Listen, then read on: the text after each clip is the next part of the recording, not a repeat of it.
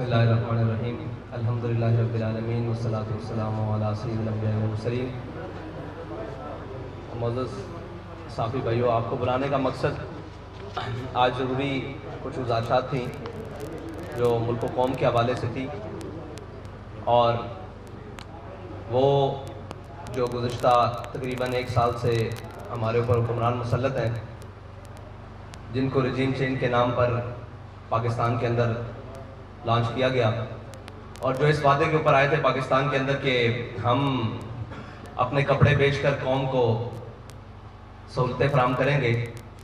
انہوں نے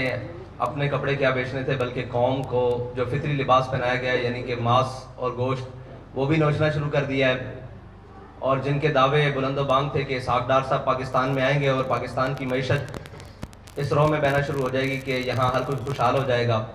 یہاں 2 وقت کی روٹی لوگوں کو آسان ہو جائے گی، غریب خوشحال ہو جائے گا، لیکن غریب کی بدحالی اور زبونحالی اس نہج تک جا پہنچی ہے کہ وہ جماعت جو ایک دینی عقائد اور دینی اقدار کے حوالے سے اپنا موقف رکھتی ہے، اس کے ذمہ داران نے بھی جب قوم کا حال دیکھا اور اس نہج پر دیکھا تو انہوں نے بھی یہ فیصلہ کیا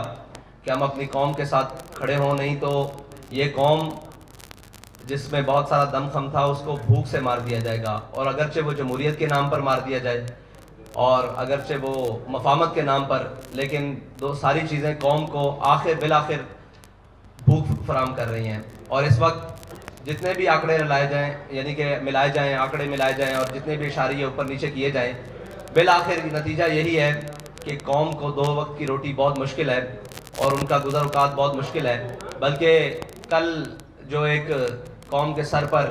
آفت اور بلا نازل کر دی گئی ہے، جو پچھلے 2 دنوں میں منی بجٹ کے نام پر جو رہتی سہتی کسر تھی وہ بھی نکال دی گئی ہے، اور قوم جو آخری سانسیں لے رہی تھی بلکہ ان کی اب کفن بھی نوچنے والی بات ہے، اور اسحاق ڈار صاحب نے کہہ دیا ہے کہ اب جو مر گئے ہیں ان کے اوپر بھی یہ تو کفن اتارنے والی بات ہے۔ یعنی کفن چور حقیقت میں اگر کوئی آج کے دور میں دیکھے تو وہ ہمارے وزیر خزانہ صاحب ہیں، جنہوں نے اتنا عجیب بات کی ہے کہ مرے ہوں کو بھی سکون نہیں۔ پچھلے تو کہتے تھے کہ قبر میں سکون ہے، انہوں نے آ کر کہہ دیا کہ قبر میں بھی سکون نہیں ہے۔ اور یہ ان کی معاشی پالیسی ہیں کہ انہوں نے بجائے اپنے شاہی پروٹوکول اور اخراجات کم کرنے کے، بجائے کہ سرکاری اہلکاروں کی جناب مراعات کم کرنے کے، بجائے کہ اشرافیہ کے اوپر کوئی جناب بوجھ ڈالنے کے، انہوں نے آسان سا کام ڈھونڈا ہے کہ وہ بجلی، تیل اور گیس کی قیمتیں بڑھا کر قوم کا وہ بھی نچوڑ لیں جو باقی قطرے خون کے جسم میں باقی ہے۔ تو یہ بہت ساری طویل ایک داستان ہے، اس میں صرف آج کا نہیں، پاکستان کی عمر تقریباً 75 سال مکمل ہو چکی ہے، 76ویں سال میں داخل ہے اور وہ بھی کچھ ماہ تک مکمل ہونے والی ہے۔ 75.5 سال کا پاکستان جو ہے وہ آج 23ویں مرتبہ IMF کے دروازے پر پھر کھڑا ہے، اور پاکستان کے قرضے جو پچھلے 1 سال میں 23% بڑھ چکے ہیں، اور تقریباً آج کی جنگ اخبار کی رپورٹ کے مطابق تقریباً پاکستان 50,996 ارب تک مقروض ہو چکا ہے، اور اندرونی اور بیرونی جو واجبات ہیں، قرض ہیں، وہ ایک علیحدہ ہے، اور مہنگائی جو تھی وہ 12.3% تھی پچھلے سال، اور جو اب بڑھ کر 25.3%۔ یہ سارے اشاریے ہیں جن کو ہم حکومت ملائے، اپوزیشن ملائے، کوئی بھی ملائے، اور دنیا کا سب سے بہترین اکانومسٹ بھی ملائے، لیکن آخر بات یہ ہے کہ پاکستان کا غریب، پاکستان کے متوسط طبقے اور سارے طبقے پاکستان کے اس وقت مہنگائی کی صورت میں الجھ چکے ہیں، اور بے یقینی کی صورتحال یہ ہے کہ اب پاکستان کی منڈیاں ہوں، پاکستان کے کاروبار ہوں، تجارتی مراکز ہوں، ہر کوئی پریشان ہے کہ کسی بھی چیز کو استحکام نہیں ہے۔ رات 12 بجے تک ہمیں بھی اس وقت اس لیے جاگنا پڑتا ہے، رات 1 بجے تک، کہ نہ جانے رات 12-1 بجے کے بعد کیا اعلان ہو جائے گا۔ اور اب تو IMF کی وہ ٹیمیں جو پاکستان کے نیوکلیئر پروگرام کی نظامت اور اس کی نگرانی کے لیے پاکستان کا دورہ کر رہی ہیں، یہ ایک بہت بڑی الارمنگ ہے۔ جو 2009 میں ایک خبر شائع ہوئی تھی کہ پاکستان کو معاشی طور پر اتنا مفلوج کر دو کہ یہ اس کو اپنا ایٹمی پروگرام بیک رول کرنا پڑے، بہت ساری اخبارات کی وہ کٹنگز موجود ہیں آج بھی، لیکن پاکستان کو بالآخر ان نااہل اور ان ناہنجار ذمہ داروں، حکمرانوں پے در پے، اور جن کو 30 سال تجربہ کار اور اہل ثابت کرنے کے لیے باہر سے بھی بلایا گیا، اور قوم کے جتنے پنجابی میں ایک بات کرے چھترے بکرے تھے ان سب کو ایک جگہ پر اکٹھا کر کے کہا گیا کہ یہ قوم کو جناب بڑا ریلیف دیں گے۔ ان تجربہ کاروں نے جو قوم کی آخری جناب کڑاکے نکالے ہیں، وہ اس وقت قوم چیخنے سے رہی، اور اس حد تک شکنجہ کس دیا گیا ہے کہ اب اگر کسی غریب احتجاج کی طرف سوچتا ہے تو وہ کہتا ہے کہ احتجاج تو کر لوں گا لیکن شام کو اپنے گھر میں کیا لے کر جاؤں گا. اس حد تک قوم کو نچوڑ دیا گیا ہے اور اس حد تک قوم کو لے جایا جا چکا ہے. اس پر ہم نے کہا تھا کہ آپ نے جتنا بھی مہنگائی کی ہے آپ رک جائیں, یہاں پر پیٹرول کی قیمتیں نہیں بڑھائیں, لیکن انہوں نے بضد ہو کر اور صاف ظاہر ہے اپنی عیاشیاں کم کرنے کی بجائے یہ بوجھ قوم پر ڈالنے کے لیے انہوں نے پیٹرول کی قیمت پھر بڑھائی ہے. اور اس میں ہمارا اعلان یہ ہے کہ ہم آپ کو پھر 72 گھنٹے کا الٹیمیٹم دے رہے ہیں اور ہمارا یہ آپ سے مطالبہ ہے فی الحال کہ آپ یہ پیٹرول کی دی ہوئی قیمتیں واپس لیں, ورنہ 72 گھنٹے بعد ہم وہ اعلان کرنے پر مجبور ہو جائیں گے جس کے لیے تحریک لبیک پہلے بھی جانی جاتی ہے. تو ہمارا انشاءاللہ وہ اعلان بھی 72 گھنٹوں بعد آ جائے گا, اس کے لیے میڈیا کی ضرورت نہیں پڑے گی, ہم انشاءاللہ اعلان کر دیں گے. آج اس لیے بلایا گیا ہے کہ ہو سکتا ہے بعد میں یہ کہے کہ جی ہمیں وقت دیا جاتا, ہمیں یہ کیا جاتا. آپ کو 72 گھنٹے کا حکومت پاکستان کو تحریک لبیک پاکستان الٹیمیٹم دیتی ہے کہ 72 گھنٹے کے اندر یہ قیمتیں جو تھیں وہ 14 فروری کی رات تک واپس لے کر آئی جائیں, یعنی کہ 250 روپے پیٹرول, یہ جو 22 روپے قیمت بڑھائی گئی ہے. اور عالمی منڈی میں بھی تیل کی قیمتوں میں استحکام آیا ہے, لیکن پاکستان کی ان ناجار اور جو بظاہر تجربہ کار ٹیم ہے اس نے پاکستان کے وہ سارے معاملات, اور لوگ کہتے ہیں جی کہ خریدا ہوا مہنگا ہے, تو اگر خریدا ہوا مہنگا ہے تو آپ حکمران کس بات کے ہیں, آپ کو حکومت کس بات کی دی گئی ہے اگر آپ ریلیف نہیں دے سکتے؟ اور اگر آپ ریلیف نہیں دے سکتے تو یہ قوم کی جان چھوڑیں. اور ہم تو انتظار کرتے رہے کہ شاید کسی کو اپنے اقتدار کے علاوہ قوم کے بھی خیال آئے, لیکن کچھ جیل کی جانب چل پڑے اور کچھ جناب قوم کے کپڑے اتارنے کی جانب چل پڑے اور قوم کو نوچنے کی جانب چل پڑے. اس لیے تحریک لبیک پاکستان نے فیصلہ کیا ہے کہ وہ میدان عمل میں رہ کر قوم کے ساتھ انشاءاللہ کھڑی ہوگی. ساتھ بھائی اگر 72 گھنٹے کا آپ نے فنانس منسٹر کو جو وقت دیا ہے, اب اگر نہیں ہوتا تو کیا پھر آپ کوئی نیا مارچ کرنے جا رہے ہیں یا کوئی تھریٹ آئی؟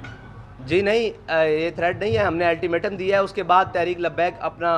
احتجاج بھی ریکارڈ کروائے گی اور اپنا جو بھی اس کا اگلا لائے عمل ہے وہ 72 گھنٹے بعد اعلان کر دیا جائے گا. اس میں یہ ہے کہ ہم اپنے کارکنان سے کہتے ہیں کہ آپ قوم کے پاس جائیں اور ان کو بتائیں کہ یہ آپ کے مفاد کے لیے تحریک لبیک پاکستان نے اتنا بڑا قدم لیا ہے اور آپ ساتھ کھڑے ہوں, اور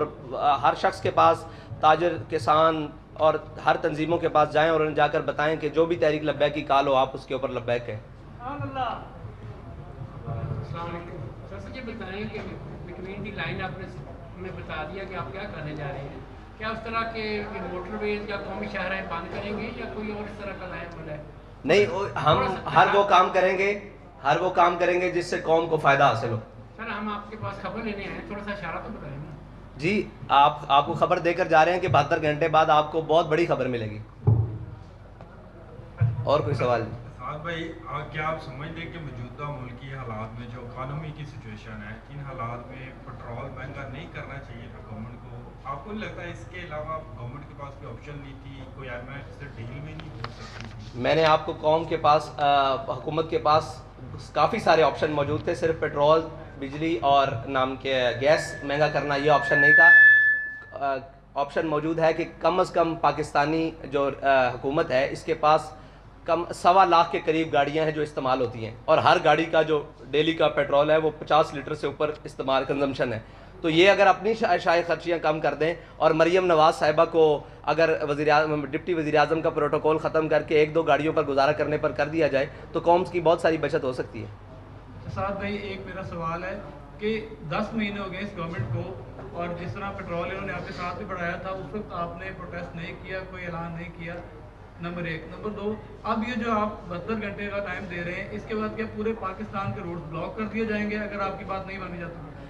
جو بھی ہوگا انشاءاللہ وہ آپ کے سامنے ہوگا اور قوم کے مفاد میں ہوگا, قوم کی مشکلات کے لیے نہیں ہوگا. اور جو پہلے اعلان نہیں کیا تو یہی بات ہے کہ اگر ہم پہلے اعلان کرتے تو آپ کہتے کہ جی گورنمنٹ کو دیکھنے نہیں دیا گیا, ان کو چلنے نہیں دیا گیا, ان کو ہم نے پورا موقع دیا اور پوری قوم نے موقع دیا کہ شاید یہ کچھ کر سکیں, لیکن انہوں نے کچھ بھی نہیں کیا. اور شاید یہ اپنے کپڑے بیچ دیں, شاید یہ اپنے اثاثے بیچ کر پاکستان کے خزانے میں جمع کروائیں, آدھے, پورے تو نہیں آدھے, لیکن انہوں نے کچھ بھی نہیں کیا بلکہ مزید قوم کا نقصان کیا. تو اس لیے ہم اعلان کرنے پر مجبور ہو گئے. میں بتا چکا ہوں کہ ہم آخری حد تک دیکھتے گئے کہ پاکستانی کی حالت کیا ہے. جب ہم نے دیکھا کہ اس کے پلوں سے پانی گزر چکا ہے تو اب ہمارا میدان میں آنا پڑتا ہے. سر یہ حکومت سے اگر آپ بچت کی توقع کرتے ہیں تو اس کے اقدامات بھی یقیناً کوئی نظر آنے چاہیے. ان کے تقریباً 100 کے قریب وزیر ہیں, पहले 70 थे, फिर आस्ता करते करते 100 हो गए। आप पहले इकदाम के तौर पे इनसे मुतालबा करते हैं कि 100 जो वज़ीर हैं या मुशीर हैं